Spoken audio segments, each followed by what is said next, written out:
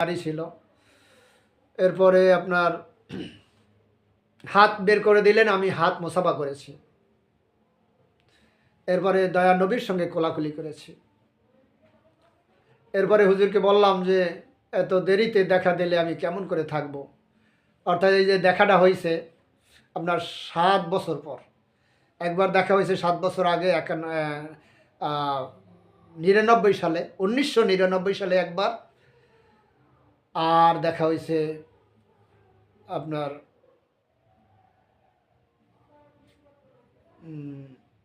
99 থেকে 7 বছর পর। এরপর আবার দেখা হয়েছে। তো যাই হোক, আমার লেখা আছে, একটা বই আছে, উম্মতের জন্য সুসংবাদ, জান্নাতে যাওয়ার সহজ উপায়। ওই স্বপ্ন দেখেই যেদিন দেখছি সে সকালবেলা উঠে লেখছি, যাতে ভুল না হয়। দয়ার নবীর ব্যাপারে তো কোনো কথা বানাইয়ে বলা যায় না। তো দেখেছি, হুজুর বললেন আরও দেখা হবে। এরপরে যেদিন দেখলাম, সেদিন দেখলাম শুধু উম্মতি উম্মতি বলে কাঁদতেছে, চোখের পানিতে নহর হয়ে গেছে। নহর নহর মানে খালের মতো পানি, হে পানির উপরে ভাসতেছে, চোখের পানির উপর ভাসতেছেন মিয়া, আমার চোখে দেখাইছে।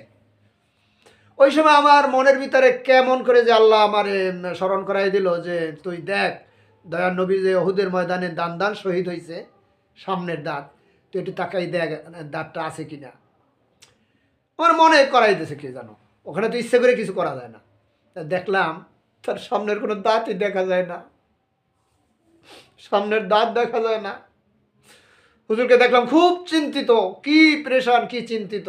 ও ওই দিনের কোনো কথা, একটা কথা বলছেন যে আপনার হাতটা দেন আমার কাছে।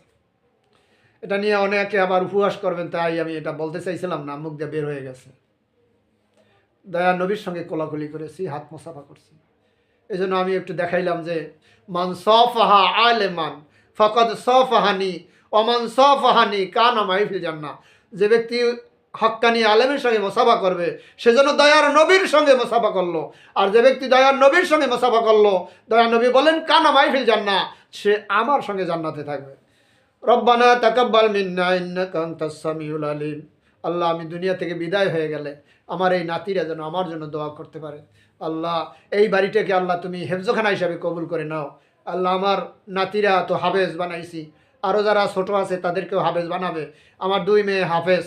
আল্লাহ, এরা যেন আমার এই বাড়িতে, আমার ছেলে নাই, এই বাড়িতে যেন আমার হেফজখানা করতে পারে। কেয়ামত পর্যন্ত যেন এই মাদ্রাসা কায়েম থাকে। আল্লাহ, তোমার কাছে এই বাড়িটাকে সবর্দ করে গেলাম। আল্লাহ, তুমি দেখা রাখো এবং মাদ্রাসা চালু করে দিও। নেসারাবাদ এনএস কামিল মাদ্রাসা, এখানে নামাজ পড়ি আমি, যাইতে লাগে মাত্র 4 থেকে 5 মিনিট। এখানে মাদ্রাসা হতে পারে, হেফজখানা। কায়েসা বুজু দোয়া করে গেছেন, আমার এই বাড়িতে আইসে দোয়া করে গেছেন, মাদ্রাসা হবে ইনশাল্লাহ। আমি দোয়া করে গেলাম। কায়েসা বুজুর একবার না কয়েকবার এসেছেন। সর্বজন শ্রদ্ধেয় হজরত কায়েসা বুজুর, আমার চাচা শ্বশুর। আমি খুলনায় ছিলাম, হুজুরে বলছেন যে আপনি খুলনায় কি করেন। আমি বললাম যে হুজুর খুলনায় ব্যবসা করি। হুজুর বললেন যে আপনি নেসারাবাদ আসেন, খুলনা আপনাকে বানাই দেব। এরপর আমি খুলনা থেকে নেসারাবাদ আসছি। নেসারাবাদ আসছি কায়েসা হুজুরের সাথে 12 বছর আমি, একাধারে না, পরপর 12 বছর আমি হুজুরের সাথে ছিলাম, ওয়াজ মাহফিল করছি।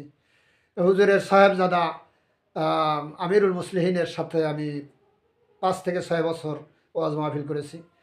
এরপরে হুজুরের তো জায়গা প্রশস্ত হয়ে গেছে, এখন আমি নিজে একা একাই মাহফিল করি। আমার চ্যানেলের নাম হারুনুর রশিদ বুলবুলে বাংলাদেশ। ওইটায় যদি আপনি সার্চ দেন ইউটিউব বা ফেসবুক, হারুনুর রশিদ বুলবুলে বাংলাদেশ, বাংলায় সার্চ দিলে আপনারা আমার ওয়াজগুলো পেয়ে যাবেন।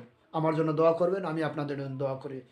আল্লাহ যেন আমাদের সবাইকে মাফ করে দেন এবং বেগুনাহ মাসুম বানাইয়ে যেন কবরে থেকে উঠতে পারি। আল্লাহ তৌফিক দান করেন, আমিন সুম্মা আমিন। আলহামদুলিল্লাহি রাব্বিল আলামিন।